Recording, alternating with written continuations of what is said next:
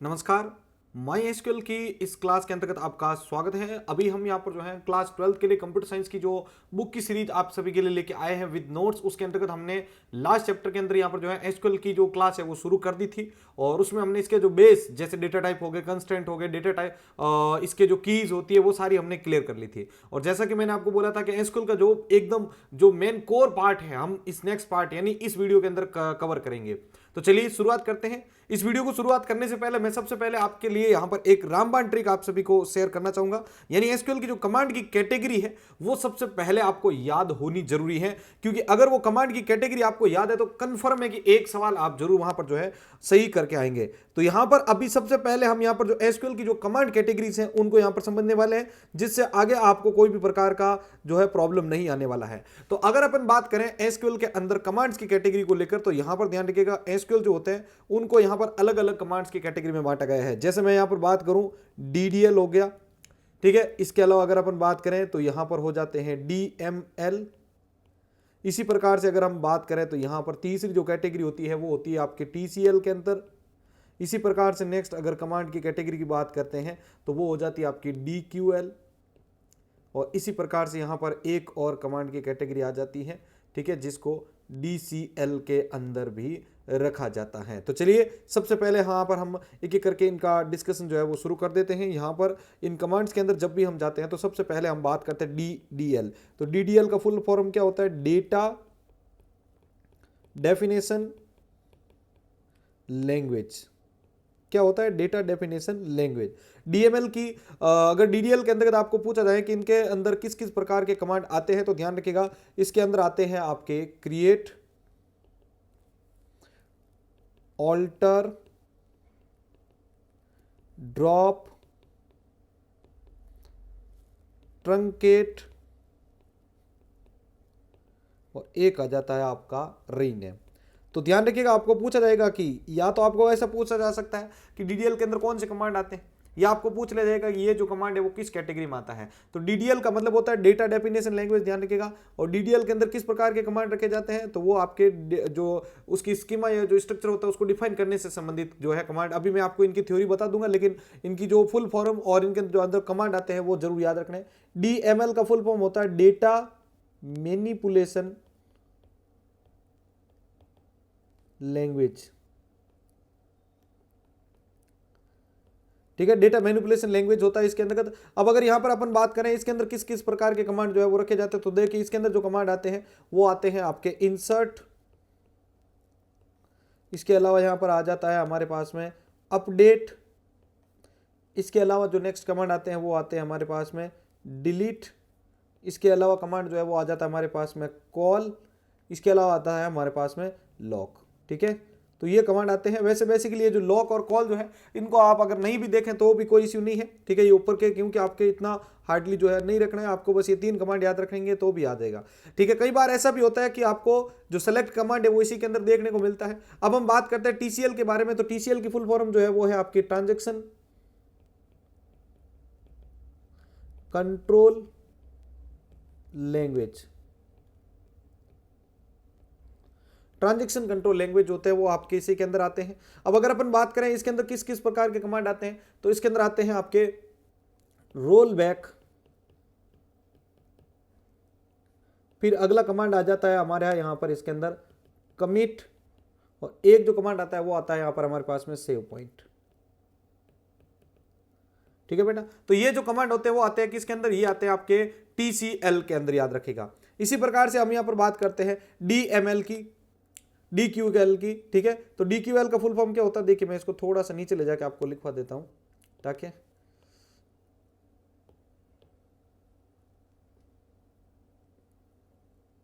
तो देखिए यहां पर अगर अपन डीक्यूएल की बात करते हैं, ठीक है, तो डीक्यूएल को मैं यहां लिखवा देता हूं, बाकी आप यहां लिख सकते हो, ठीक है। तो डीक्यूएल जो होता है इसका फुल फॉर्म होता है डेटा, डीक्यूएल जो होता है इसका फुल फॉर्म होता है डेटा क्वेरी और लैंग्वेज। Data query language. और डीसीएल का मतलब होता है डेटा कंट्रोल लैंग्वेज, ये जो फुल फॉर्म है वो है आपकी किसकी, DCL की, ध्यान रखना। अब इनके अंदर कौन कौन से कमांड आते हैं तो ध्यान रखना, यहां पर अगर DQL की बात करें तो इसमें सिर्फ एक कमांड आता है, वो होता है सेलेक्ट। और कई जगह पर बुक्स में आपको जो ये सेलेक्ट होता है वो यहां पर भी आपको देखने को मिल जाता है, ठीक है। DQL को इसके अंदर भी कई जगह जो है आपको शो किया हुआ होता है, लेकिन इसकी ये कमांड अलग से कैटेगरी यहाँ पर भी जो है देखने को मिल जाती है। और यहाँ पर DCL की अगर बात करें तो इसमें दो प्रकार के कमांड आते हैं, जो कि है आपके एक तो ग्रांट और एक आ जाता है कौन सा बेटा, रिवोक। तो ये मेनली कमांड की कैटेगरी है, और ये याद नहीं है तो फिर आपका मेनली जो है मतलब एसक्यूएल का कमांड का जो बेस है वो तो आपको इसी से शुरू करना पड़ेगा, और ये याद होने आपको जरूरी है। तो एक बार जल्दी से रिवाइज कर लो। DDL का फुल फॉर्म होता है डेटा डेफिनेशन लैंग्वेज। इसके अंदर कौन कौन से कमांड आते हैं, क्रिएट, ऑल्टर, ड्रॉप, ट्रंकेट और रीनेम। DML के अंतर्गत कौन कौन से कमांड आते हैं, इंसर्ट, अपडेट, डिलीट, ठीक है। अगर TCL की बात करें तो इसमें कौन से कमांड आते हैं, ट्रांजैक्शन कंट्रोल लैंग्वेज जिसको कहते हैं, कमिट, रोल बैक और सेव पॉइंट। इसी प्रकार से DQL के अंदर कमांड की बात करें तो इसमें कौन से कमांड आते हैं, सेलेक्ट। और DCL के अंदर कमांड जो आते हैं वो आते हैं ग्रांट और रिवोक। ये होते हैं मेनली आपके कमांड की कैटेगरी। मेरे हिसाब से आपको ये समझ में आ चुकी होगी। अब मैं यहाँ पर चाहूंगा एक बार जल्दी से इसका स्क्रीनशॉट ले लीजिए, फिर मैं दूसरी स्क्रीन पे यहाँ पर जो है स्वैप कर रहा हूं। इसका स्क्रीनशॉट ले लीजिए एक बार, ये बहुत इंपॉर्टेंट होने वाला है आपके एग्जाम के लिए। चलिए अब आ जाते हैं हमने यहाँ पर नोट्स वाले पेज के ऊपर, ठीक है, जो हमें आज डिस्कस करना शुरू करना है। तो सबसे पहले यहां पर मैं जो शुरुआत करने जा रहा हूं वो है आपके एसक्यूएल फॉर डेटा डेफिनेशन। अब यहां पर डेटा डेफिनेशन से रिलेटेड जो चीज है वो यहां पर करेंगे। तो SQL is used to create, modify and delete database and tables. यानी एसक्यूएल का यूज करते हुए हम किसी भी डेटाबेस को क्रिएट कर सकते हैं, उसको डिलीट कर सकते हैं, ठीक है, और उसके अंदर टेबल को भी क्रिएट या डिलीट कर सकते हैं। डेटा डेफिनेशन लैंग्वेज यानी जिसको DDL के नाम से जाना जाता है, अभी जस्ट मैंने ऊपर भी बोला था कि याद कर लीजिएगा। तो DDL is a part of SQL that define the database structure. तो डेटाबेस स्ट्रक्चर या टेबल का जो स्ट्रक्चर होता है उसको क्रिएट करने के लिए किसका प्रयोग होता है, तो उसके लिए यहां पर अपन जो है DDL जो कमांड कैटेगरी होती है उसका यूज करते हैं। तो अगर अपन इसके अंदर देखें तो इसका कमांड पहले सबसे पहले याद रखना है, डेटाबेस क्रिएट करने का कमांड क्या है, तो डेटाबेस क्रिएट करने का कमांड जो है वो ये यहां पर आपका रहने वाला है। क्रिएट लिखेंगे सबसे पहले, फिर लिखेंगे डेटाबेस, और उसके बाद में यहां पर क्या लिखेंगे, डेटाबेस नेम। ध्यान रखना यहां पर जो एरिया है इसकी जगह पर, यानी ये जो एरिया है वो आपका क्या है, डेटाबेस का नाम। ध्यान रखना DB नेम, जिसको डेटाबेस नेम भी कहा जाता है, ध्यान रखिएगा। तो क्रिएट डेटाबेस नेम, और लास्ट में सेमीकोलन लगाना जरूरी है, ध्यान रखना। अगर ये सेमीकोलन नहीं हुआ, ठीक है, तो यहां पर ध्यान रखना ये जो आपका सिंटेक्स है वो एंड नहीं होगा, तो ये सेमीकोलन जो है वो होना जरूरी होता है, ध्यान रखना। तो लास्ट में सेमीकोलन है, बाकी यहां पर डेटाबेस का नाम है। अब मान लो मुझे एक स्कूल नाम से डेटाबेस बनाना, मैं क्या लिखूंगा, क्रिएट डेटाबेस और आगे डेटाबेस का नाम क्या है, स्कूल। तो ये इस प्रकार से डेटाबेस बन जाएगा। फिर अगर मुझे टेबल बनानी है तो टेबल बनाने का कमांड क्या है, तो टेबल बनाने के लिए मुझे ये कमांड यूज करना पड़ेगा, क्रिएट टेबल। जैसे ये तो डायरेक्टली आपके कमांड यहाँ पर एग्जाम्पल भी दिया हुआ है, तो इसका कमांड होगा क्रिएट टेबल, और यहाँ पर ये गार्जियंस लिखा हुआ है, इसकी जगह पर क्या आएगा, TB नेम, यानी टेबल का नेम आएगा यहाँ पर। फिर यहाँ पर इस ब्रैकेट के अंदर अपन क्या करेंगे, पहले लिखेंगे अपना यहाँ पर कॉलम का नेम यानी एट्रीब्यूट का नेम, फिर उस एट्रीब्यूट का क्या डेटा टाइप होना चाहिए, और उसके ऊपर कौन सा कंस्टेंट ऑप्शनल है, अगर आप चाहें तो बाद में लगा सकते हैं या आप चाहें तो नहीं भी लगा सकते हैं, ठीक है। उसके बाद में यहाँ पर इसी प्रकार से देखो, ये पहले आता है कॉलम का नेम, फिर डेटा टाइप, और उसके बाद में उसके ब्रैकेट में क्या लिखी जाती है, साइज लिखी जाती है, ठीक है। साइज का मतलब है कि उस फील्ड के अंदर कितनी वैल्यू आप फील्ड करेंगे, मतलब कितने लेंथ तक आप डेटा स्टोर करेंगे, फिर आपका कंस्टेंट इसके अंदर स्टोर कर दिया जाता है। मैं इसकी प्रैक्टिकल क्लास भी लाऊंगा, ध्यान रखिएगा। उसके बाद है कोई यहाँ पर लास्ट में जब भी आपके यहाँ पर जैसे मान लो कि खाली हो गए, यहाँ पर ये प्राइमरी की जो है वो आपको पता है यूनिकली आइडेंटिफाई करेगी। नॉट नल लगाने से मतलब क्या होगा, वो खाली नहीं छोड़ा जा सकता है। यूनिक लगाने का मतलब क्या होता है, डुप्लीकेट वैल्यू नहीं आएगी वापस। नॉट नल मतलब डुप्लीकेट वैल्यू, मतलब उसमें खाली नहीं छोड़ा जा सकता कॉलम को। तो नीचे यहां पर अगर आप देखोगे तो ये यहां पर इस प्रकार से आपकी टेबल बनेगी, जिसमें कॉलम का नेम GUID है, उसका डेटा टाइप यहां पर जो है कैरेक्टर है। तो मुझे कमेंट करके बताएंगे कि कैरेक्टर से बड़ी अगर मान लो कोई वैल्यू लेनी है तो उसके लिए कौन सा डेटा टाइप लेंगे आप। और उसके बाद देखो इसका कंस्टेंट लगाया हुआ है जो कि है कौन सा, प्राइमरी की। तो यहां पर मेरे हिसाब से अभी आपको टेबल को क्रिएट करने का कंसेप्ट आपको समझ में आ चुका होगा, ठीक है। मैंने आपको बोला है कि इसका प्रैक्टिकल क्लास भी मैं आपको नेक्स्ट वीडियो के अंदर प्रोवाइड कर दूंगा। इसके बाद देखो आता है सबसे इंपॉर्टेंट, जिसको बोलते हैं टेबल को डिस्क्राइब करने का कमांड बताओ। तो टेबल को डिस्क्राइब करने के लिए कमांड जो होता है वो होता है DESC भी लिखते हैं, देखो डिस्क्राइब भी लिख सकते हैं पूरा, या आप इसकी जगह पर DESC भी लिख सकते हैं, ठीक है। और उसके बाद आपकी जो टेबल का नेम है वो आप यहां पर लिख दीजिए, डिस्क्राइब लिख दीजिए। उसके बाद में आपकी जो टेबल का नाम है वो आप क्या कर दीजिए, यहां पर लिख दीजिए। ठीक है, यहां पर दोनों में से कोई भी एक कर सकते हो। तो यहां पर ये टेबल का नाम है स्टूडेंट। ऐसा लिखने से क्या होगा कि आपकी टेबल का जो स्ट्रक्चर है वो आपके सामने लोड हो जाएगा। लाइक उसके अंदर क्या होगा, टेबल का अंदर जो जो कॉलम है उनका डेटा टाइप क्या है, उनके अंदर कंस्टेंट कौन से है, वो अभी जस्ट हमने पीछे देखा था, वो चीज आपको यहां पर बताएगा। अब आते हैं अपन ऑल्ट टेबल के ऊपर। तो ऑल्ट टेबल की बात करते हैं तो ऑल्ट टेबल कमांड जो होता है, ठीक है, इसके अंदर क्या क्या होता है। देखो ऑल्ट टेबल, देखो ये सारे के सारे जो पॉइंट्स बता रहा हूं ये आपके जब आप कमांड के अंदर प्रैक्टिस करेंगे तब आपको हेल्प करेंगे, नहीं तो डायरेक्ट कमांड पे जाने से प्रॉब्लम रहेगी। तो ऑल्ट टेबल जो होता है वो क्या करता है, इसका यूज जो है टेबल के स्ट्रक्चर को मॉडिफाई करने के लिए यूज होता है। ठीक है, ये जो कमांड होता है ये यहां पर जो है मॉडिफाई टेबल स्ट्रक्चर। ठीक है, एक बार थ्योरी पढ़ी रहेगी तो आपको क्या आगे प्रैक्टिकल के टाइम में इश्यू नहीं रहेगा। तो जो ऑल्टर कमांड होता है इसका यूज जो है टेबल के स्ट्रक्चर को मॉडिफाई करने के लिए यूज होता है, ध्यान रखना। इसका कमांड आप नीचे देख सकते हो, पहले लिखा जाएगा ऑल्टर, फिर लिखेंगे अपन टेबल, फिर उस टेबल का नेम। ठीक है, यहां पर लिखेंगे अपन टेबल नेम। ये लिखने के बाद यहां पर लिखेंगे ऐड, और यहां पर आगे लिखेंगे अपन क्या, जो भी कंस्टेंट है आपका, और ये वो कंस्टेंट किसके ऊपर लगाना है, जैसे मैं चाहता हूं रोल नंबर वाले कॉलम के ऊपर प्राइमरी की जो कंस्टेंट है वो लगाना चाहिए, तो वो मैंने लिख दिया। अब यहां लिख दिया ऐड, और यहां पर ये हो गया आपका स्टूडेंट। ठीक है, तो मैंने यहां पर क्या किया है कि मैंने यहां पर इस कमांड का यूज करते हुए एक प्राइमरी की का जो कंस्टेंट है वो ऐड किया है किस वाले, रोल नंबर वाले कॉलम में। यानी हमारे टेबल है एक स्टूडेंट, उस टेबल में ऑलरेडी एक कॉलम है जिसका नाम क्या है, रोल नंबर। तो उसके अंदर मैंने क्या किया है कि यहां पर एक कंस्टेंट ऐड किया है। पहले मान लो कि मैंने प्राइमरी की जोड़ना मैं भूल गया, तो बाद में भी मैं क्या कर सकता हूं, प्राइमरी की ऐड कर सकता हूं। तो इस प्रकार से आप स्ट्रक्चर के अंदर चेंजेस कर सकते हो। आप चाहो तो कॉलम भी ऐड कर सकते हो, ध्यान रखना। तो आप उसके लिए क्या लिखोगे, ऑल्ट टेबल, फिर टेबल का नाम लिखोगे, फिर लिखोगे ऐड, फिर आप लिखोगे अपने टेबल के अंतर्गत कौन सा कॉलम जोड़ना चाहते हो, उस कॉलम का नाम और उसका डेटा टाइप, फिर सेमीकोलन कर दो या कंस्टेंट लगा के सेमीकोलन कर दो, तो टेबल के अंदर ऐड हो जाएगा। अब बात करते हैं कि फॉरेन की कैसे ऐड की जाती है। तो फॉरेन की ऐड करने का कमांड अब देखिए आपके सामने आ चुका है। तो फॉरेन की का यूज कहां पर होता है, मैंने आपको पहले भी बोला था, ये जो टेबल्स होती है उनके बीच में लिंक करने के लिए यूज होता है। तो मैंने यहां पर क्या लिखा, ऑल्टर टेबल, फिर मैंने यहां पर लिखूंगा टेबल का नेम, ऐड फॉरेन की। अब फॉरेन की किसके ऊपर ऐड करनी वो लिखेंगे, फिर आप देखो यहाँ कॉलम का नाम लिख दिया, फिर लिखेंगे रेफरेंसेज, और दूसरी वाली जो टेबल है उसका नाम यहाँ पर लिखेंगे जिसका कॉलम है। तो भाई दो टेबल का नाम चाहिए होगा, क्योंकि आप दो टेबल को लिंक करने के लिए तो फॉरेन की का यूज करते हैं भाई। तो नीचे क्या लिखा हो देखो, this command link the GUID column in the student. यानी ये जो कमांड होगा वो स्टूडेंट टेबल का जो GUID कॉलम होगा, ठीक है, उसको गार्जियन टेबल के GUID कॉलम से लिंक कर देगा। तो इस प्रकार से काम करेगा। यानी स्टूडेंट टेबल है और एक आपकी टेबल है जिसका नाम है गार्जियन, दोनों टेबल में कॉमन कॉलम है आपके कौन से, GUID यानी गार्जियंस आईडी। तो उनको आपस में लिंक करने का काम कर रहा है कौन सा, फॉरेन की वाला। अगला आता है यहां पर आपके यूनिक, एड यूनिक कंस्टेंट। तो यूनिक कंस्टेंट का यूज कहां पर करते हैं आप, यूनिक वैल्यू के लिए। किसके लिए करते हैं भाई, यूनिक वैल्यू। ठीक है, तो यूनिक वैल्यूज वगैरह किसके लिए चाहिए होती है भाई, प्राइमरी की वगैरह के लिए चाहिए जो होती है, हमें पता ही है। तो ऑल्टर, देखो ये जो होता है आपका क्या बोलते हैं इसको, यूनिक। तो ये जो होता है वो डिस्टिंक्ट वैल्यू आपको प्रोवाइड करता है। कौन सी डिस्टिंक्ट वैल्यू यूज करती है, मतलब अगर किसी टेबल, यानी नीचे देखो आप ऑल्ट टेबल लिखा, फिर मैंने लिखा गार्जियन, एक टेबल का नाम है गार्जियन, फिर मैंने उसके आगे लिखा ऐड, और उसके ऊपर मैंने यूनिक कंस्टेंट लागू कर दिया जी फोन के अंदर। तो इसका मतलब होगा कि जिस एक बार अगर कोई जी फोन यानी कोई गार्जियन का फोन किसी रिकॉर्ड में एंटर हो गया, तो दूसरी बार अगर कोई दूसरा यूजर आएगा वो उसी सेम मोबाइल नंबर को एंटर करेगा ना, तो वहां पर क्या होगा, उसके लिए एरर आ जाएगी। वो बोलेगा कि भाई आपके लिए जो यूनिक कांस्टेंट लगा हुआ है इस वजह से आप यहां पर इस वैल्यू को डुप्लीकेट टाइम में कॉपी नहीं कर सकते, मतलब यहां यूज नहीं कर सकते हो। तो सिर्फ यूनिक वैल्यू के लिए यूज करते हैं।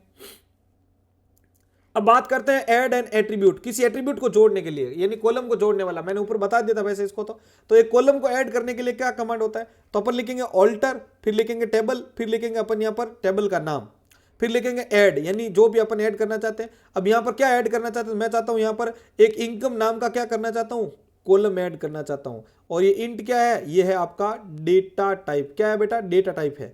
तो मैं इसको ऐड करना चाहता हूं, मैं लिख दूंगा डेटा टाइप आगे, तो ये क्या करेगा, इसको ऐड कर देगा आपस में, ध्यान रखिएगा। तो ये होता है किसी टेबल के अंतर्गत कॉलम को ऐड करने का कमांड। ओके, चलिए आगे बढ़ते हैं कि किसी डेटा टाइप को अगर आप मॉडिफाई करना चाहते हो तो कैसे कर सकते हो। तो डेटा टाइप को अगर मॉडिफाई करना चाहते हो तो उसके लिए कमांड आपके पास सीधा सा आया हुआ, कौन सा, ऑल्टर टेबल, फिर टेबल का नेम आ जाएगा यहां पर, फिर लिखेंगे आप मॉडिफाई। और आप मॉडिफाई क्या करना चाहते हैं, मैं चाहता हूं भाई जी एड्रेस जो है उसका जो डेटा टाइप है मैं कैरेक्टर की जगह वेरिएबल कैरेक्टर करना चाहता हूं। तो इस स्थिति में क्या होगा, ये यहां पर जो डेटा टाइप है वो क्या हो जाएगा, चेंज हो जाएगा। ओके, और ये जी एड्रेस जो है वो क्या है आपका, कॉलम है, याद रखिएगा। आगे बढ़ते हैं भाई। अगला आपके पास आता है मॉडिफाई कंस्टेंट। कंस्टेंट मतलब आपने मान लो कि कोई कंस्टेंट लगा दिया, बाद में आपको लगा कि नहीं यार मुझे तो इसकी जगह पर ये चेंज करना है, मतलब जो भी रेस्ट्रिक्शन आपने लगाया और बाद में आपको लगता है कि नहीं मुझे तो इसके अंदर चेंजेस करना है, ये मुझे नहीं चाहिए था इसके ऊपर, तो उसके लिए यहां पर यूज करता है, ध्यान रखना ये कंस्टेंट को चेंज करने के लिए। तो इसका कमांड क्या है, तो इसका कमांड है भाई आपके देखो ऑल्टर टेबल, फिर टेबल का नाम आ जाएगा यहाँ।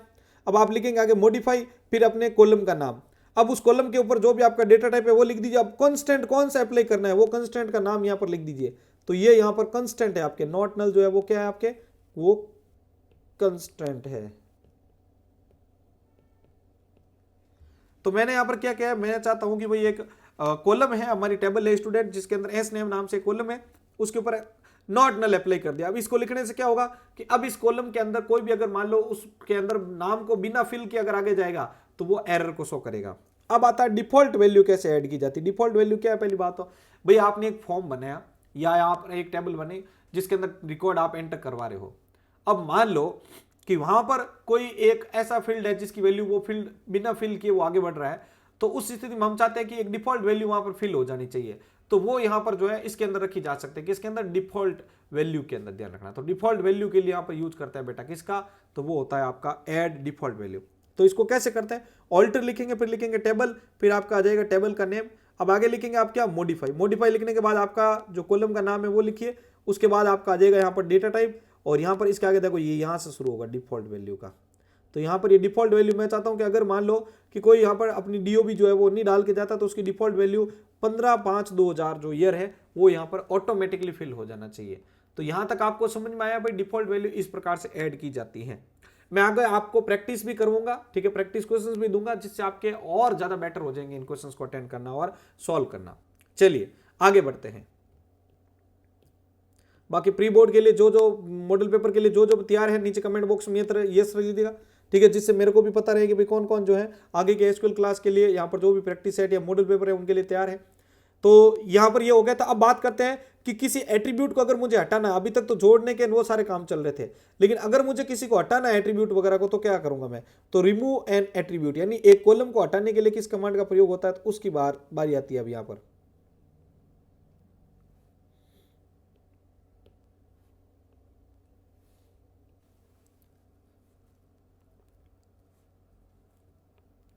यहाँ पे सबसे पहले आपको क्या करना पड़ेगा, आपका जो भी कॉलम का नेम है वो आपको क्या करना पड़ेगा, इसके अंदर इंसर्ट करना पड़ेगा कि भाई यहाँ पर आपका जो भी कॉलम का नेम आ रहा है उस कॉलम की किस प्रकार से आपको जो है एडजस्ट करना है। लेकिन आपके पास में अगर मान लो कोई भी प्रकार का जो भी वैल्यूज आप इंसर्ट कर रहे हो, वो अगर इंसर्ट जो की गई वैल्यूज है वो अगर इसको सपोर्ट नहीं करते, तो उस स्थिति में आपके लिए यहाँ पर जो है प्रॉब्लम क्रिएट हो सकती है। तो ये मार्क कर,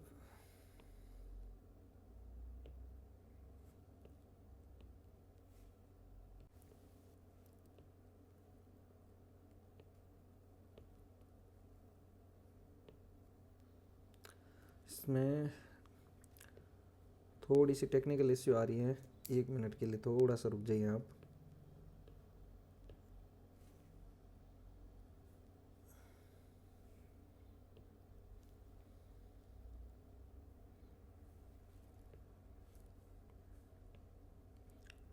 तो देखिए यहाँ पर एक बार अपन इसको कर लेते हैं।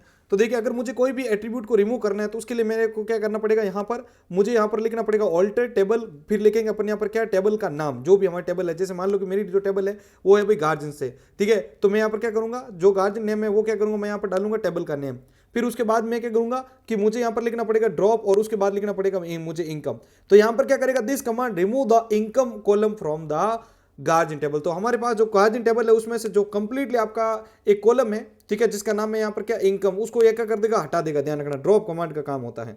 इसी प्रकार से अगर अपन यहाँ पर देखेंगे तो अगला कमांड जो आता है वो आता है यहाँ पर हमारे पास में कौन सा, वो है प्राइमरी की का। कौन सा, प्राइमरी की का है, ध्यान रखना। तो प्राइमरी की के अंदर अगर अपन बात करते हैं तो प्राइमरी की वाला क्या है, देखो दिस कमांड, देखो alter table guardian drop primary key, यानी मुझे यहाँ पर ये करना था कि गार्जियन के अंदर यहाँ पर आपके एक प्राइमरी की का कॉलम है, उसको मुझे क्या करना है, ठीक है, जो प्राइमरी की कांस्टेंट लगा हुआ है उसको मुझे हटाना। अब आप बोलेंगे सर इसमें कॉलम का नाम नहीं दिया, तो आपको मैंने पहले भी बोला था कि एक टेबल में सिर्फ एक ही प्राइमरी की होती है, तो उसमें बताने की जरूरत ही नहीं, ये ऑटोमेटिकली जहां पर भी प्राइमरी की होगा उसको क्या कर देगा, रिमूव कर देगा।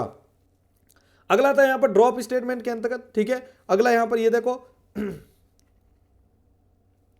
अगला यहाँ पर ये कुछ प्रैक्टिस क्वेश्चंस आ चुके हैं। बाकी ड्रॉप का एक तो कमांड आपको मैंने बता दिया था कि आप अगर कंस्टेंट हटाना चाहते तो ये हो गया, ठीक है। अगर आप यहाँ पर एट्रीब्यूट को हटाना चाहते तो ये हो गया। अगर आप यहाँ पर मान लीजिए कि आप ड्रॉप टेबल का यूज करते हुए, ठीक है, ड्रॉप कमांड का यूज करते हुए टेबल को हटाना चाहते हैं तो उसके लिए आप लिखेंगे ड्रॉप, उसके बाद लिखेंगे टेबल और यहाँ पर आ जाएगा आपके टेबल का नाम। क्या आ जाएगा? टेबल का नाम।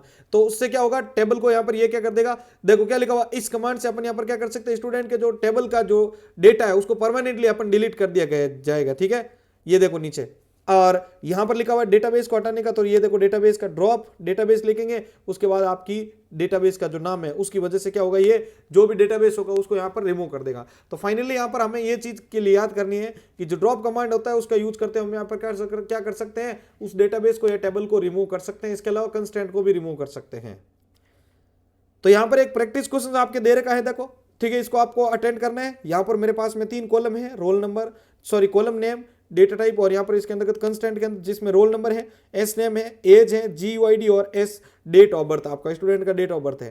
पहला दिया देखो, modify S name to variable date not value, ठीक है। यहां पर क्या कहे कि जो एस नेम है उसके यहां पर जो है modify S name to variable character not. अब देखो यहां पर आपके इसके अंदर दिया गया है कि यहां पर जो आपका एस नेम है, एस नेम वाला ये रहा कॉलम, इसका यहां पर जो डेटा टाइप है वो यहां पर क्या दिया हुआ, वेरिएबल कैरेक्टर 30। इस 30 की जगह पर यहां पर क्या करना है, आपको 50 करना है, बाकी नॉट नल ऐसे ही रखना है, ठीक है। तो उसके लिए ऑल्टर टेबल, टेबल का नेम, ठीक है, और उसके बाद लिखेंगे आप मॉडिफाई, एंड देन उसके बाद में आपको जो यहां पर है वो कमांड देना है, कौन सा, ये यहां पर आपको देखो, ये यहां पर दिया हुआ है, कॉलम का नाम क्या है, एस नेम, फिर वेरिएबल कैरेक्टर अंदर 30 की जगह पर क्या कर दोगे, 50 लिख दोगे और नॉट नल आगे रख के सेमीकोलन कर दोगे। अगला ऐड अ न्यू कॉलम, अब आपको न्यू कॉलम जोड़ना है, मैंने आपको बताया था, ठीक है। ऑल्ट टेबल, फिर यहाँ पर टेबल का नेम, फिर लिखेंगे ऐड, फिर कॉलम का नाम क्या बताया यहाँ पर आपके, तो वो बताया ईमेल, उसका डेटा टाइप क्या रहेगा, वेरिएबल कैरेक्टर 50। चलो फिर ड्रॉप करना है कॉलम का जो कि जिसका नाम है एज, ठीक है। तो ड्रॉप टेबल, टेबल का नाम लिखेंगे आप, ठीक है। फिर यहाँ पर क्या लिखेंगे आप, जो भी उसके अंतर्गत कॉलम का नेम है वो। अभी जस्ट यहाँ पर देखो टेबल के अंतर्गत मैंने आपको बताया था कि किस प्रकार से आप एक एट्रीब्यूट को हटा सकते हैं। ये देखो अपन लिखेंगे ऑल्टर टेबल, टेबल का नेम, फिर आप यहाँ पर क्या लिखेंगे, फिर लिखेंगे अपन ड्रॉप, फिर अपन कॉलम का नाम क्या लिखेंगे, एज, तो इससे क्या करेगा, एज को हटा देगा। फिर डिलीट द स्टूडेंट टेबल, तो ये तो वो बिल्कुल ही चीज है, ड्रॉप टेबल और टेबल का नाम लिख के सेमीकोलन कर दो, टेबल का नाम है क्या, स्टूडेंट। फिर ड्रॉप द स्कूल रिकॉर्ड, ये भी इजी है, तो अभी यहाँ पर डेटाबेस हटाने का कमांड बताया था, ड्रॉप, फिर डेटाबेस, फिर यहां पर क्या कर देंगे आप, डेटाबेस का नाम लिखेंगे, तो इससे ये क्या करेगा, उस डेटाबेस को यहां पर क्या कर देगा, डिलीट कर देगा। तो इस प्रकार से आपके क्वेश्चंस आते हैं एग्जामिनेशन के अंदर, भी ध्यान रखिएगा। तो इनके यहां पर कमेंट के जो भी आपको है आप भी एक बार ट्राई करिएगा, बाकी मैंने आपको सारे के सारे क्वेश्चंस का आंसर बता दिया है। अगला यहां पर अगला आ रहा है आपके एसक्यूएल फॉर डेटा मैनिपुलेशन। अब एसक्यूएल का डेटा मैनिपुलेशन के अंदर किस प्रकार यूज होता है उसको समझिए। इंसर्शन ऑफ रिकॉर्ड, अब रिकॉर्ड को इंसर्ट करना है तो उसके लिए किस प्रकार करेंगे, तो देखो इंसर्ट इनटू, फिर यहां पर लिखेंगे अपनी यहां पर क्या, एक जैसे यहां पर एग्जांपल दिया हुआ है, अगर मुझे इंसर्ट करना है, भाई टेबल तो बन गई लेकिन अब इंसर्ट कैसे करेंगे, तो इंसर्ट करने के लिए अपन लिखेंगे इंसर्ट इनटू, फिर आपके यहां पर टेबल का नाम, फिर लिखेंगे अपन वैल्यूज कीवर्ड, ब्रैकेट में क्या करेंगे आपका, जैसे मान लो कि मुझे ये 1 नंबर रिकॉर्ड एंटर करना है जिसका नाम यहाँ पर क्या है, संपत लिड मैं खुद ही हूं। अब उसके बाद यहाँ पर आपकी डेट आ गई इस फॉर्मेट में, ध्यान रखिएगा डेट और जो भी आप स्ट्रिंग लिखते हो, डेट स्ट्रिंग और कैरेक्टर के ऊपर यहाँ पर ध्यान रखना सिंगल कोमा लिखना जरूरी है। फिर देखो यहाँ पर मैंने यहाँ पर क्या किया, ये एक वैल्यू है जो भी मैंने लास्ट में फिल की है, कोई एक मतलब ऐसे रफली एक आइडिया दे रहे हैं आपको एग्जाम्पल कोई, ठीक है। तो आप उसकी जगह पर अपनी टेबल को कंपेयर कर सकते हैं। अब नीचे आ रखा है कि एसक्यूएल के ऊपर जो डेटा क्वेरी होती है, यानी सेलेक्ट स्टेटमेंट, तो सेलेक्ट स्टेटमेंट का यूज कहां पर होता है, ठीक है। The select statement is the most basic and powerful SQL command used to retrieve data from a database, it allow us to filter specific column और रो एज नीडेड। यानी select command का use करते हुए हमें एक database से जो table के अंदर डेटा होता है उसको यहां पर अपन क्या कर सकते हैं, उसको रिट्रीव यानी प्राप्त कर सकते हैं। इसके लिए हम यहां पर सेलेक्ट कमांड के साथ में यहां पर फिल्टर यानी हम कंडीशंस भी दे सकते हैं, उन कंडीशंस के बेस पर ही वो रिकॉर्ड आपको फिल्टर करके देगा, ठीक है। तो ये होता है यहां पर आपका, ये चीज आपकी आती है। जैसे यहां पर लिखा हुआ है कि सेलेक्ट करो एस नेम को, एस डेट ऑफ बर्थ को फ्रॉम स्टूडेंट टेबल से, वेयर जिसके यहाँ पर रोल नंबर क्या हो, 1 हो, जिसका रोल नंबर 1 हो उनका डेटा दिखाओ। तो यहाँ पर उसके लिए इस प्रकार से अपन का जो सेलेक्ट स्टेटमेंट है उसका यूज कर सकते हैं। जिनके रोल नंबर 1 होगा उनका यहाँ पर एस नेम और डेट ऑफ बर्थ आएंगे। इसके अलावा अगर आपको पूछ ले जाए कि ऑल रिकॉर्ड को, याद रखिएगा ऑल रिकॉर्ड को शो करने के लिए किसका यूज करते हैं, एस्टेरिस्क सिंबल का। ध्यान रखना सेलेक्ट के साथ एस्टेरिस्क सिंबल का यूज करने से क्या होता है, ये ऑल रिकॉर्ड को आपको शो करवाता है, ध्यान रखिएगा। मैनुअल करवाना है तो फिर तो आपको क्या करेंगे, मैनुअली आप लिख देंगे कि भाई हमें यहाँ पर ये कॉलम चाहिए। अब देखिए अगला यहाँ पर बात करते हैं अपन, अगला यहाँ पर दे रखा है हमारे पास में एक डेटाबेस है जिसका नाम क्या है, ऑफिस, और यहाँ पर उसके अंदर एक टेबल है जिसका नाम है एम्प्लॉय। अब इसके ऊपर अपन कमांड देना सीखते हैं। सबसे पहला यहाँ पर आ रखा है कि रिट्राइव सेलेक्टेड कॉलम्स, यानी इसमें कुछ सेलेक्टेड कॉलम्स निकालने, ठीक है। तो अपन उसमें किस प्रकार से निकाल सकते हैं, तो उसके लिए हमारे पास क्या होगा, कुछ यहाँ पर कमेंट हो सकते हैं। जैसे मैंने यहाँ पर लिखा select employee number from employee table, ठीक है। एक टेबल है जिसका नाम क्या है, यहाँ पर देखो अभी जस्ट बताया था मैंने, ये है तो एक एम्प्लॉय टेबल है, उसमें से मुझे सिर्फ ई नेम चाहिए, ठीक है, एम्प्लॉय नंबर। तो मैं उसके लिए क्या लिखूंगा, सेलेक्ट फिर कॉलम का नाम फ्रॉम एम्प्लॉय। अगर मैं लिखता सेलेक्ट स्टार फ्रॉम एम्प्लॉय तो ये ऊपर जो टेबल है ना वो एज इट इज आउटपुट में आती। तो यहां पर मैंने लिखा select EMP number from employ, तो देखो ये एम्प्लॉय यहां पर आ गया आपके पास में। दूसरा यहां पर दिया गया है कि रीनेम करना है मुझे कॉलम, तो यहां पर ध्यान रखिएगा, यहां पर हम एक कमांड का यूज करते हैं जिसको एलाइज नेम कहते हैं। क्या कहते हैं बेटा, एलाइज नेम। ये जो कमांड है वो कुछ इस प्रकार से समझिए कि जब आपका आउटपुट आएगा तो उस समय ये उसको टेम्पररी बेसिस पर उस कॉलम का नाम चेंज कर देगा। जैसे आप चाहते हैं कि यहां पर क्या लिखा हुआ, देखो यहां पर एम्प्लॉय नेम लिखा हुआ है। आप चाहते हो कि जब ये आउटपुट में आए तब उस टाइम में मुझे ई नेम नहीं दिखा के खाली नेम दिखाना है, तो ये चीज जो होती है वो आप किस से कर सकते हो, इस एलाइज एज कमांड की मदद से, एलाइज एज कमांड की मदद से, ध्यान रखना। तो यहां पर इस कमांड का यूज करते हुए, यानी एज कीवर्ड का यूज करते हुए आप एलाइज नेम जो है आप क्या कर सकते हो, उसको असाइन कर सकते हो।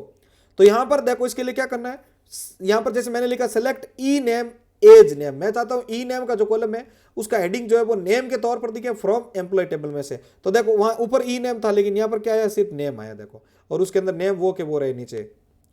अगला देखो यहां पर डिस्टिंक्ट क्लॉज, ये वेरी इंपॉर्टेंट है, याद रखिएगा ये कमांड जो है वेरी इंपॉर्टेंट है। डिस्टिंक्ट क्लॉज का यूज कहां पर करते हैं, distinct clause eliminate duplicate value ensuring that they unique values appear in the output. ये कहता है कि डिस्टिंक्ट क्लॉज का यूज जो है वो सिर्फ यूनिक वैल्यू को ही शो करने के लिए, यानी जो डुप्लीकेट वैल्यू होगी ना उसको रिमूव करके, यानी परमानेंटली रिमूव नहीं करेगा, ये सिर्फ उसको टेम्पररी बेसिस पर रिमूव करके आपके टेबल के आउटपुट जो आएगा ना उसके अंदर सिर्फ यूनिक वैल्यू को ही शो करवाएगा। ध्यान रखना, जैसे मान लीजिए कि एक टेबल है, उस टेबल के अंदर कुछ एलिमेंट्स है, जैसे ये, ठीक है, यहां पर मान लो 101 है, 102 है, 101 है, 103 है। तो जब अपन इसके ऊपर यहां पर डिस्टिंक्ट कमांड अप्लाई करेंगे तो इसका आउटपुट क्या आएगा, 101 फिर 102 और 103, क्योंकि यहां पर दो बार देखो यहां पर क्या आ रखा है 101, तो उसको क्या कर देगा, ये एलिमिनेट कर देगा। क्या कर देगा भाई, ये एलिमिनेट कर देगा, ध्यान रखना। तो डिस्टिंक्ट क्लॉज होता है वो यहां पर डुप्लीकेट रिकॉर्ड जो होता है उसको एलिमिनेट करते हुए सिर्फ सिंगल जो यूनिक डेटा होता है उसी को शो करवाने के लिए काम में लिया जाता है।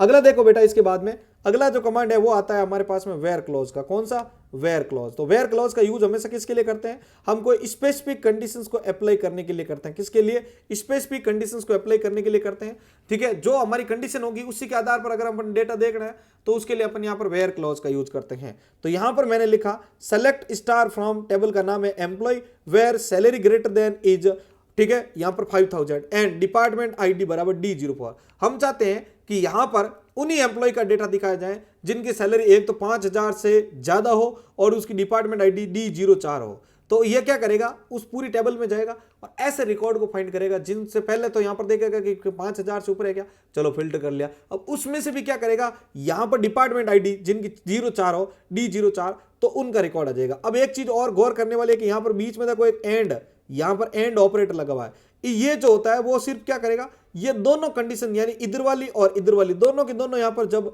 ट्रू होगी ना तभी ये क्या करेगी, इन दोनों का रिकॉर्ड देगा। अगर इसकी जगह पर और होता ना तो क्या करता, जैसे मान लो कि किसी की डिपार्टमेंट आईडी D04 नहीं है और उसकी सैलरी 5000 से ज्यादा है तो उसका रिकॉर्ड दिखा देता। लेकिन यहां पर क्या क्या, दोनों साइड की कंडीशन मैच करके ही आउटपुट दिया इसमें, तो ये काम एंड कर सकता है। और के अंदर ध्यान रखना, दोनों में से सिर्फ एक कंडीशन सही हो रही है ना, उसका भी डेटा ये शो करवा देगा हमारे पास। अब बात करते हैं मेंबरशिप ऑपरेटर, जिसको कहते हैं इन ऑपरेटर। अब मेंबरशिप ऑपरेटर की बारी आ गई, देखो भाई थेट आ चुके हम लोग। तो मेंबरशिप ऑपरेटर इन के ऊपर आए हैं। The in operator is used to filter record matching multiple values at once, यानी अगर यहां पर बात की जाए इसको लेकर कि एक टाइम में मल्टीपल रिकॉर्ड जो भी यहां पर वैल्यू जो है मैच हो रही है उन सभी को यहां पर फिल्टर करके शो करना होता है, उसके लिए इन रिकॉर्ड का यूज करते हैं। तो क्या लिखा होता है, select star from employee table way department ID इन, यानी जो भी एम्प्लॉय है जो कि D01, D02 और D04, इन तीनों डिपार्टमेंट के अंदर, यानी मल्टीपल देखो हमारी कंडीशंस है, तो यहां पर इन तीनों कंडीशंस के अंदर जो भी एम्प्लॉय जाते हैं तो उन सभी का डेटा दिखा दो। तो उसके लिए यहां पर देखो ये आ गया D01, D02 और D04 का रिकॉर्ड आ गया। जबकि D03 का नहीं आया क्योंकि हमने उसको शो करवाई नहीं। तो ये चीज जो होती है वो किसके थ्रू होती है, तो ये चीज जो होती है वो आपके इसके थ्रू होती है, कौन सी, मेंबरशिप ऑपरेटर। तो मेंबरशिप ऑपरेटर होता है इन और एक होता है नॉट इन। अगर आप यहां पर लिख देते डिपार्टमेंट आईडी नॉट इन तो क्या होता है, जो इन तीनों में यानी D01, D02 और D04 में नहीं थे ना, वो ही जाता। तो इस स्थिति में हमारे पास सिर्फ जो D03 का आउटपुट है वो ही जाता। अब आता है ऑर्डर बाय क्लॉज। तो ऑर्डर बाय का यूज कहां पर करते हैं, तो ऑर्डर बाय जो क्लॉज होता है इसका यूज डेटा को असेंडिंग और डिसेंडिंग ऑर्डर में डालने के लिए यूज करता है। किसके लिए करता है बेटा, असेंडिंग और डिसेंडिंग, यानी छोटे से बड़े और बड़े से छोटे के और रिकॉर्ड को एडजस्ट करने के लिए अपन इसका यूज करते हैं। किसका, ऑर्डर बाय क्लॉज का। किसका यूज करता है बेटा, ऑर्डर बाय क्लॉज का यूज करते हैं। तो मैंने यहां पर लिखा सेलेक्ट स्टार फ्रॉम टेबल का नाम एम्प्लॉय, ऑर्डर बाय आगे लिखा मैंने सैलरी और DESC, यानी सैलरी जो है उसका जो टेबल है, एक जो टेबल है उसके अंदर जितना भी डेटा है वो सैलरी के अंदर जिसकी सैलरी हाई है वो उसको ऊपर रखो और उससे कम की जो भी है उसके नीचे, ऐसे करते करते सबसे कम जो सैलरी है वो सबसे नीचे आना चाहिए। तो यहां पर देखो इसकी सैलरी 80,000 है और इसकी कम है कितनी, इसकी है यहाँ पर, इसकी 8,000 है सॉरी, और इसकी सबसे नीचे देखो 6,000 है। तो बड़े से छोटे की ओर। और अगर आपको कहा जाए कि यहां पर, अगर आपको यहां पर कहा जाए कि असेंडिंग ऑर्डर में, तो असेंडिंग ऑर्डर में क्या लिखोगे आप, ASC, किसका, असेंडिंग ऑर्डर में। और ये ध्यान रखना ये बाय डिफॉल्ट यही होता है। अगर आप मान लो, अगर आप मान लीजिए कि इसके आगे नहीं लिखते, ठीक है, अब यहां पर लिखता है select from employ order by और यहां पर सैलरी, ये लिख के सेमीकोलन कर देता ना, तो ये ऑटोमेटिकली उसको क्या कर देता, बाय डिफॉल्ट उसको यहां पर असेंडिंग ऑर्डर में ही डालता। तो ये जो चीज होती है वो भी अचीव करने के लिए अपन को क्या करना पड़ता है, ऑर्डर बाय क्लॉज का यूज करना पड़ता है। फिर आता है नल वैल्यू को कैसे हैंडल करते हैं, तो नल वैल्यू हैंडल करने के लिए देखो, to handle null values we use the is null और इज नॉट नल कंडीशंस। तो अगर आप चाहें तो इज नल और इज नॉट नल यूज का कर सकते हैं। तो देखो select star from employee where bonus is null, यानी आप क्या करो, उन सभी रिकॉर्ड को सेलेक्ट करो जिसका जो बोनस है वो क्या हो, नल, यानी जिसको बोनस मिला ही नहीं है, नल यानी खाली है, जिसके अंदर कोई वैल्यू नहीं है। तो उसके लिए देखो यहां पर आया कि 102 पे मरियम है, उस मरियम को कोई भी बोनस नहीं मिला, नल है, तो इस स्थिति में ये सिर्फ उसी को ही दिखाएगा। अगर अपन लिखते इज नॉट नल तो इस मरियम का जो रिकॉर्ड है इसके अलावा बाकी सारे रिकॉर्ड आउटपुट में आ जाते हैं आपके। अब आता है यहां पर आपके पैटर्न मैचिंग, और यहां पर आ जाता है शुरुआती दौर आपका सबसे इंपॉर्टेंट कमांड का। पिछली बार भी पूछा गया था, ध्यान रखना। तो पैटर्न कमांड आपको जरूर याद रखना है। इसके अंदर आपके कौन सा कमांड यूज होता है, वो होता है आपका लाइक। कौन सा कमांड यूज होता है बेटा, लाइक पैटर्न जो है वो यूज होता है, ध्यान रखना। और इसके अंदर 2 प्रकार के वाइल्ड कार्ड यूज होते हैं। कौन कौन से वाइल्ड कार्ड कैरेक्टर, एक तो आता है परसेंटेज और एक आता है आपका कौन सा, अंडरस्कोर, ध्यान रखना। तो ये परसेंटेज और अंडरस्कोर जो है इन दोनों का यूज करते हो, आपको मैं बताता हूं क्या करना है। जैसे आपको यहां पर चाहिए, देखो अगर आपको स्टार्ट की कंडीशन चेक करनी है, ठीक है, स्टार्ट की कंडीशन चेक करनी है, तो आपको क्या करना पड़ेगा, आपको यहां पर जो है परसेंटेज से पहले आपको जो है कैरेक्टर डालने पड़ेंगे। ओके, यहां पर अगर आपको एंड की कंडीशन चेक करनी है तो उसके लिए क्या करेंगे आप, यहां पर पहले परसेंटेज लगाएंगे फिर कैरेक्टर लगाएंगे आप, ठीक है। अब यहां पर एक अंडरस्कोर भी आता है, देखो यहां पर आपके जैसे मान लो कि ये लिख दिया मैंने के और यहां पर लिख दिया मैंने के, ठीक है। अब इन दोनों का भी अभी मैं बताऊंगा क्या क्या चीज होती है यहां पर। और यहां पर देखो मैं पहले इसका बता देता हूं कि ये कैसे काम करते हैं। अगर अपन इसकी बात करते हैं, अगर हम इनकी बात करें तो ये क्या करेगा, जिनका नाम के से शुरू होता है उनका रिकॉर्ड दिखाएगा ये। और यहां पर अगर अपन इसकी बात करें ना ये, तो ये किसके लिए काम, जिनका नाम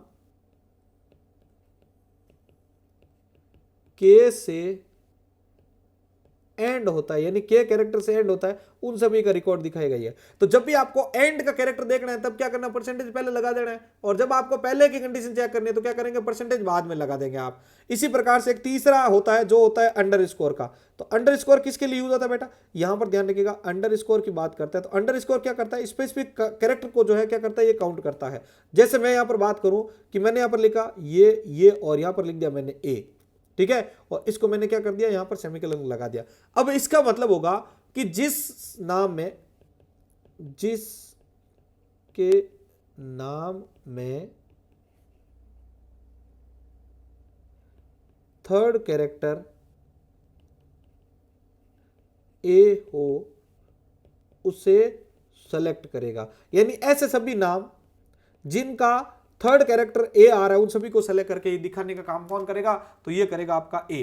इसकी जगह पर आप यहां पर देखो बड़ा भी लिख सकते हो, ऐसा नहीं कि एक सिंगल कैरेक्टर, इसकी जगह पर आप मल्टीपल कैरेक्टर भी लिख सकते हो, ध्यान रख लेना। तो ये चीज आपके किसके अंदर आ जाती है, तो ये चीज आती है आपके किसके अंदर, आपके पैटर्न मैचिंग। तो पैटर्न कमांड क्या होता है, तो पैटर्न कमांड जो होता है वो कुछ पैटर्न का मैच, कुछ पैटर्न को उसके साथ मैच करता है और उनका रिकॉर्ड जो होता है वो फिल्टर करके हमारे सामने शो करता है। तो इस प्रकार से आप इन तीनों कैरेक्टर का यूज कर सकते हो। तो यहां पर क्या क्या इसने लिखा, के और परसेंटेज, तो ये कहेगा कि जिनका, ठीक है, ये कह रहा है कि जिनके अंदर भी यहां पर, जिन रिकॉर्ड के अंदर भी यहां पर जो है के से शुरुआत हो रहा है ना, उन सभी का रिकॉर्ड दिखा दो, तो उन रिकॉर्ड के अंदर यहां पर ये आ जाएगा। ठीक है, तो यहां पर मैं इस के की जगह डी करता हूं, सॉरी, ठीक है, यहां पर ये थोड़ा सा मिसप्रिंट है भाई, यहां पे डी है। ठीक है, तो जिनका नाम जो है वो डी से शुरू हो रहा है उन सभी का रिकॉर्ड ये शो करवाएगा यहां पर हमारे सामने, ध्यान रखिएगा। तो ये कमांड आप इस प्रकार से काम करवा सकते हैं। चलिए बेटा आगे बढ़ते हैं। ठीक है, अब लाइक पैटर्न का कमांड आपको समझ में आ रहा है बिल्कुल अच्छे से। अब अगला देखो यहां पर, अब आता है यहां पर डेटा के अपडेट, डेटा को अपडेट करने और डिलीट करने से संबंधित जो क्वेरीज है उसके ऊपर कैसे काम किया जाता है।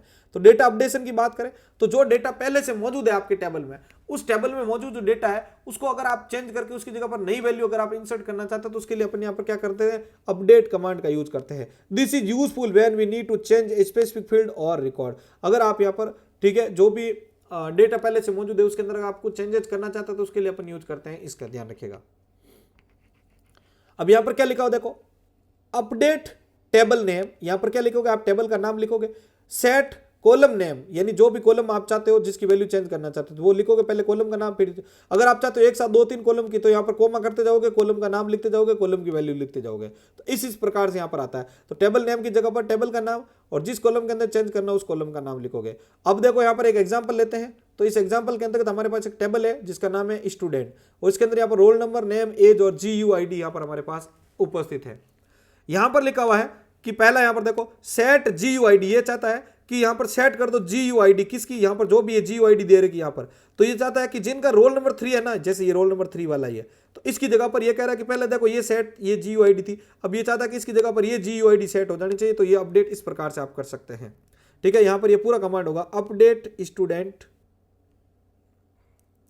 अपडेट स्टूडेंट सेट GUID, यानी जो है इनके अंदर अपडेट कर दीजिए GUID को, ठीक है, जिनका रोल नंबर 3 है। इसी प्रकार से टेबल जब अपडेट होगी तो अब देखो इसका ये GUID हो जाएगा। अब आता है डेटा को डिलीट करने का कमांड, वो तो ड्रॉप के बारे में पढ़ा था। तो data deletion is the process of removing specific record from the table using the delete statement. ये यहां पर जो है कुछ विशेष कंडीशन के आधार पर जो अंदर का डेटा होता है उसी को हटाता है। दिस हेल्प मैनेजिंग अनवांटेड और outdated data in the database. ये डेटाबेस में से कोई अनवांटेड या आउटडेटेड डेटा जो है ना उसको हटाने का कार्य करता है।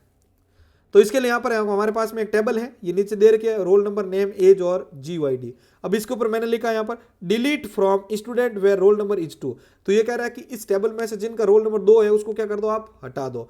तो देखो ये स्पेसिफिक रिकॉर्ड किया, जबकि ड्रॉप क्या कर रहा था, पूरी की पूरी उस एट्रीब्यूट यानी उस पूरे के पूरे फील्ड को हटाने का कार्य कर रहा था। आगे बढ़ते हैं। अब ये डिलीट का करने का काम आपको समझ में आ गया। ठीक है, अब यहां पर अपन एक लास्ट कमांड देखते हैं। ठीक है, उसके बाद में यहां पर ये जो टेबल है SQL की फंक्शन की वो हम नेक्स्ट वीडियो के अंदर कवर करेंगे। तो यहां पर अगर आपको पूछा जाए, देखो यहां पर क्या लिखा हुआ है, ये जो टेबल है उसको हटाने के बाद में यहां पर 2 नंबर हट गया तो क्या हो गया, सिर्फ 1 नंबर और 3 का रिकॉर्ड जो है वो आउटपुट में हमें यहां पर शो करवाया गया है। तो ये इस प्रकार से आप यहां पर डेटा के अपडेशन, डिलीशन और क्रिएट करने से संबंधित मैंने कमांड की कैटेगरी आपको समझाई है। नेक्स्ट पार्ट के अंदर अपन यहां पर जो है इसकी जो फंक्शंस की टेबल है उसको समझने की शुरुआत करेंगे। तो उम्मीद करता हूं कि आपको ये आज का वीडियो बहुत ही अच्छा लगा होगा, क्योंकि कमांड, जो भी कमांड्स है उन सभी को मैंने यहाँ पर डाला है। अब आपने जो अपने लेवल पे प्रैक्टिस कितनी की है तो उसके लिए भी मैं यहाँ पर एक प्रैक्टिकल क्लास आपके लिए अपलोड कर दूंगा, तो उसको भी आप जरूर देखिएगा। ठीक है, तो मिलते हैं अपन नेक्स्ट पार्ट के अंदर। धन्यवाद।